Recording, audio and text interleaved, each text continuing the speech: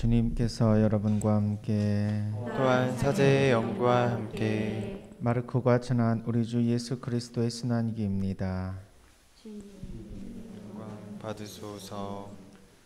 아침이 되자 수석 사제들은 곧바로 원로들과 율법학자들 곧 온 최고 의회와 의논한 끝에 예수님을 결박하여 끌고 가서 빌라도에게 넘겼다. 빌라도가 예수님께 물었다. 당신이 유다인들의 임금이요? 예수님께서 대답하셨다. 내가 그렇게 말하고 있다. 그러자 수석 사제들이 여러 가지로 예수님을 고소하였다. 빌라도가 다시 예수님께 물었다. 당신은 아무 대답도 하지 않소. 보시오, 저들이 당신을 갖가지로 고소하고 있지 않소. 예수님께서는 더 이상 아무 대답도 하지 않으셨다. 그래서 빌라도는 이상하게 여겼다. 빌라도는 축제 때마다 사람들이 요구하는 죄수 하나를 풀어주곤 하였다. 마침 바라바라고 하는 사람이 반란 때의 살인을 저지른 반란군들과 함께 감옥에 있었다. 그래서 군중은 올라가 자기들에게 해오던 대로 해달라고 요청하기 시작하였다. 빌라도가 그들에게 물었다. 유다인들의 임금을 풀어주기를 바라는 것이요? 빌라도는 수석 사제들이 예수님을 시기하여 자기에게 넘겼음을 알고 있었던 것이다.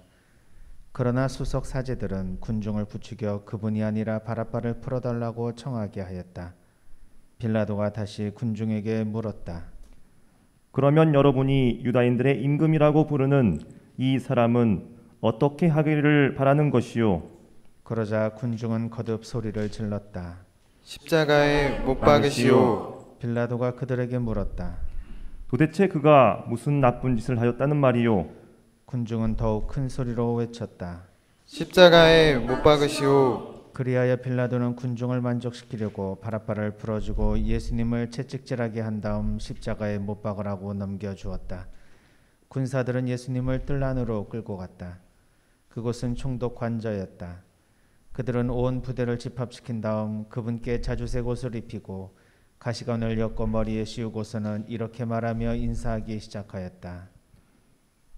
유다인들의 임금님 만세! 또 갈대로 그분의 머리를 때리고 침을 뱉고서는 무릎을 꿇고 엎드려 예수님께 절하였다. 그렇게 예수님을 조롱하고 나서 자주색 옷을 벗기고 그분의 겉옷을 입혔다. 그리고 예수님을 십자가에 못 박으러 끌고 나갔다. 그들은 지나가는 어떤 사람에게 강제로 예수님의 십자가를 지게 하였다. 그는 키레네 사람 시몬으로서 알렉산드로스와 루퍼스의 아버지였는데 시골에서 올라오는 길이었다. 그들은 예수님을 골고타라는 곳으로 데리고 갔다. 이는 번역하면 해골터라는 뜻이다. 그들이 몰약을 탄 포도주를 예수님께 건넸지만 그분께서는 받지 않으셨다. 그들은 예수님을 십자가에 못 박았다. 그러고 나서 그분의 겉옷을 나누어 가졌는데 누가 무엇을 차지할지 제비를 뽑아 결정하였다. 그들이 예수님을 십자가에 못 박은 때는 아침 9시였다. 그분의 죄명패에는 유다인들의 임금이라고 쓰여 있었다. 그들은 예수님과 함께 강도 둘을 십자가에 못 박았는데 하나는 오른쪽에 다른 하나는 왼쪽에 못 박았다. 지나가는 자들이 머리를 흔들며 그분을 이렇게 모독하였다. 저런, 성전을 허물고 사흘 안에 다시 짓겠다더니 십자가에서 내려와 너 자신이나 구해보아라. 수석 사제들도 이런 식으로 율법 학자들과 함께 조롱하며 서로 말하였다. 다른 이들은 구원하였으면서 자신은 구원하지 못하던군. 우리가 보고 믿게 이스라엘의 임금 메시아는 지금 십자가에서 내려와 보시지. 예수님과 함께 십자가에 못 박힌 자들도 그분께 비아냥거렸다. 낮 12시가 되자 어둠이 온 땅에 덮여 오후 3시까지 계속되었다. 오후 3시에 예수님께서 큰 소리로 부르짖으셨다. 엘로이 엘로이 레마 사박타니. 이는 번역하면 저의 하느님 저의 하느님 어찌하여 저를 버리셨습니까? 라는 뜻이다. 곁에 서 있던 자들 가운데 몇이 이 말씀을 듣고 말하였다. 저것 봐, 엘리야를 부르네. 그러자 어떤 사람이 달려가서 해면을 신 포도주에 적신 다음 갈대에 꽂아 예수님께 마시라고 갖다 대며 말하였다. 자, 엘리야가 와서 그를 내려주나 봅시다.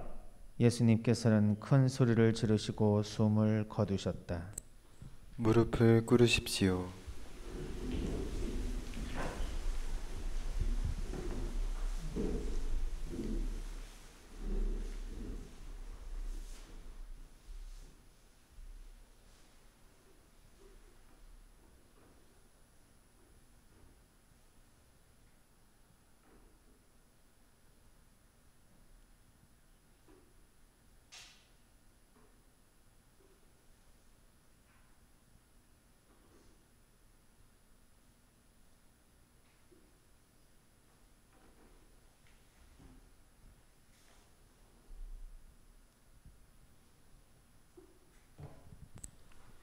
일어서십시오.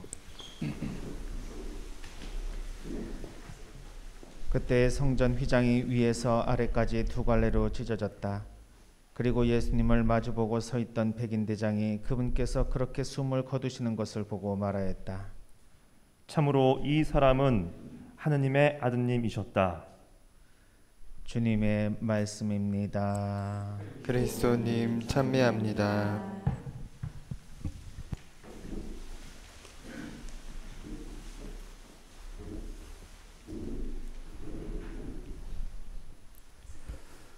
작년에 서품을 받고 신자들과 함께 순환복음을 읽은 것은 처음입니다. 작년에 코로나로 인해서 주임 신부님, 수녀님 두 분하고 이렇게 성주간을 보내고 이렇게 직원분들과 함께 제가 순환복음을 함께 읽게 되었는데 굉장히 느낌이 다릅니다. 어떤 말이냐면 순환복음 내내 예수님께서 하시는 말씀은 사실 거의 없으시거든요. 조용히 주변에서 일어나는 상황들을 바라보시고 또 주변에서 자신에게 수군거리는 그 소리들을 그저 듣고만 계십니다.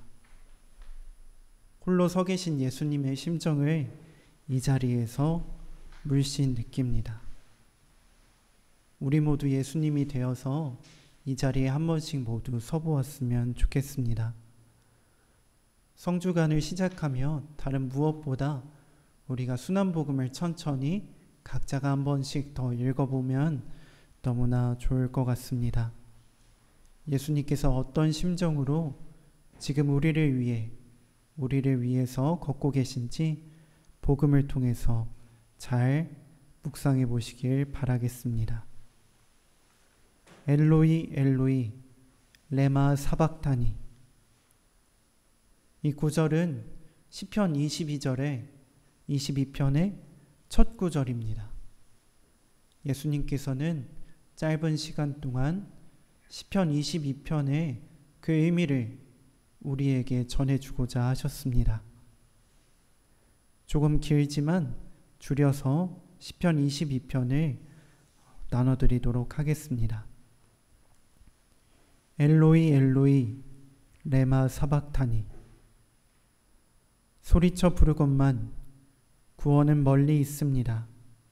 저의 하느님, 온종일 외치건만 당신께서 응답하지 않으시니 저는 밤에도 잠자코 있을 수 없습니다.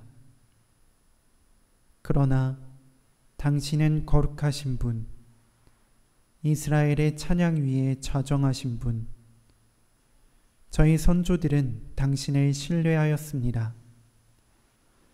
신뢰하였기에 당신께서 그들을 구하셨습니다. 당신께 부르짖어 구원을 받고 당신을 신뢰하여 부끄러운 일을 당하지 않았습니다. 그러나 저는 인간이 아닌 구더기, 백성들의 조롱거리, 저를 보는 자마다 저를 비웃고 입술을 비축거리며 머리를 흔들어댑니다. 그러나 당신은 저를 어머니 뱃속에서 이끌어내신 분, 주님, 당신께서는 멀리 계시지 마소서. 저의 힘이시여, 어서 저를 도우소서. 당신께서는 저에게 대답해 주셨습니다. 저는 당신 이름을 형제들에게 전하고 모임 한가운데에서 당신을 찬양하오리다. 그분께서는 가련한 이의 가엾음을 업신여기지도 싫어하시지도 않으시고 그에게서 당신 얼굴을 감추시지도 않고 그가 청할 때 들어주신다. 그분을 찾는 이들은 주님을 찬양하리라. 너희 마음 길이 살리라. 내 영혼은 그분을 위하여 살고 후손은 그분을 섬기리라. 장차 올 세대에게 주님의 이야기가 전해져 그들은 태어날 백성에게 그분의 의로움을 알리리니 주님께서 이를 행하셨기 때문이다. 라고 시편 22편이 끝을 내고 있습니다. 예수님께서 십자가 위에서 부르짖은 것은 당신의 처지를 비관하기 때문이 아니라 우리에게 구원을 선포하기 위해서였음을 다시 한번 되새겨 봅니다. 엘로이 엘로이 레마 사박타니. 그분의 외침 속 깊은 뜻을 다 함께 묵상합시다. 세상에서 가장 거룩한 한 주를 시작하며 절망 속에 희망을 심으시는 그분을 바라봅시다. 우리를 위한 사랑으로 이 세상에 오시어 우리를 위한 사랑으로 십자가 위에 달리신 그분을 기억합시다. 이번 한 주 그분의 순한 여정에 마음으로 몸으로 동참하며 그분의 발걸음 하나하나 함께하도록 노력합시다.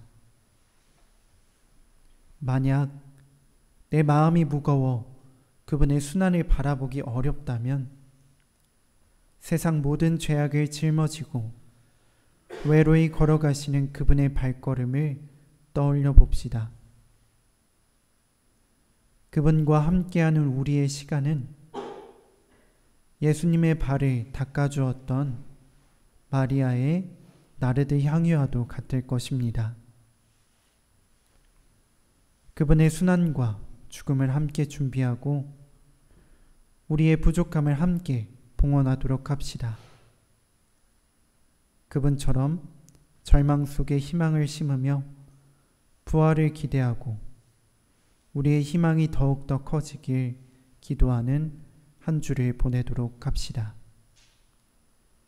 엘로이 엘로이 레마 사박타니.